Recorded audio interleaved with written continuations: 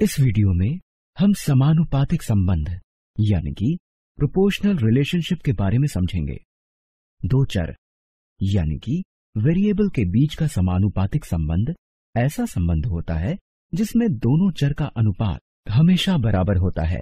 आइए एक उदाहरण द्वारा इसको समझते हैं। हम x और y दो चर लेते हैं और इनके बीच के संबंध को देखते हैं। हम मान लेते हैं कि जब x का मान 1 है तब y का मान 3 है, और जब x का मान 2 है तब y का मान 6 है, और जब x का मान 9 है तब y का मान 27 है। ये एक समानुपातिक संबंध है। ऐसा क्यों है? ऐसा इसलिए है क्योंकि y और x का अनुपात हमेशा बराबर है, या हम कह सकते हैं कि x और y का अनुपात हमेशा बराबर है। उदाहरण के लिए हम y और x का अनुपात निकालें यानी कि y बटा x, तो ये हमेशा 3 के बराबर होगा। 3 बटा 1 बराबर 3, और फिर 6 बटा 2 ये भी 3 के बराबर होता है, और फिर 27 बटा 9 ये भी 3 के बराबर होता है। आप देख सकते हैं कि y बटा x हमेशा 3 के बराबर है।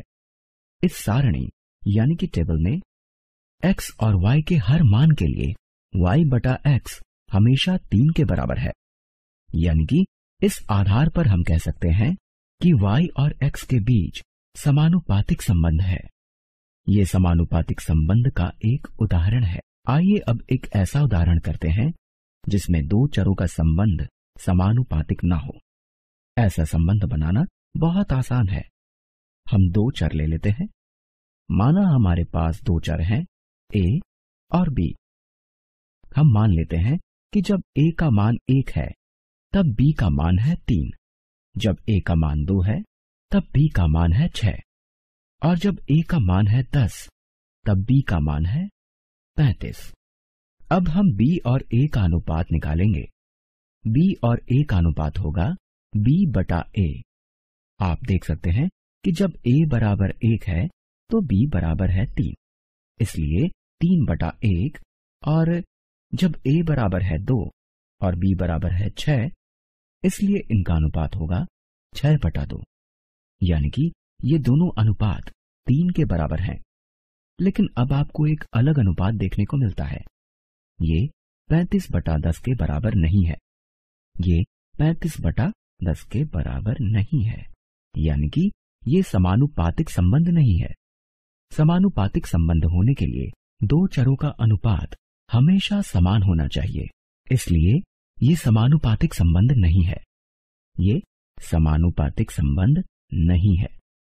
समानुपातिक संबंध पता करने के लिए मुख्य बात यह है कि दोनों चर यानी वेरिएबल का मान देखते हैं, यानी कि किसी एक संख्या के मान के लिए दूसरी संख्या का क्या मान होता है, और फिर उसका अनुपात निकाल देते हैं। यहां हमने y और x का अनुपात निकाला है, यानी कि y बटा x, और यहां पर y और x का अनुपात y और x के प्रत्येक मान के लिए समान है, इसलिए ये एक समानुपातिक संबंध है।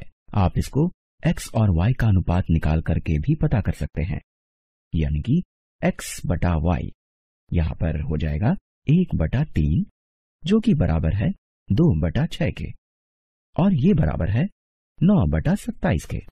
यानी कि अगर आप y और x के स्थान पर x और y का अनुपात निकालें तो ये हमेशा 1 बटा 3 होगा। लेकिन मुख्य बात यह है कि इन दोनों चर संख्याओं का अनुपात हमेशा समान है। अगर आप y और x का अनुपात लेते हैं तो ये हमेशा y बटा x यानी कि 3 होता है, और अगर आप x और y का अनुपात लेते हैं तो ये हमेशा x बटा y यानी कि 1 बटा 3 होता है। तो ये एक समानुपातिक संबंध है।